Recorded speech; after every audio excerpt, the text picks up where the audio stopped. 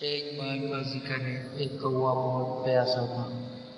وہ پانی کی تلاش میں ادھر سے ادھر اڑ رہا تھا، لیکن اسے کہیں بھی پانی نظر نہیں آیا۔ اچانک اس کی نظر ایک مٹی کے برتن پر پڑی۔ کوے کی خوشی کی انتہا نہ رہی، لیکن جب کوا برتن کے قریب پہنچا تو اس میں پانی بہت نیچے تھا۔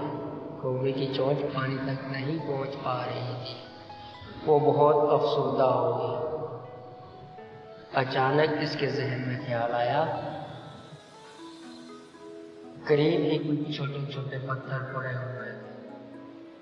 کوے نے ایک ایک کر کے پتھر اپنے برتن میں پھینکنا شروع کر دیے۔ کچھ ہی دیر میں پانی اوپر آ گیا۔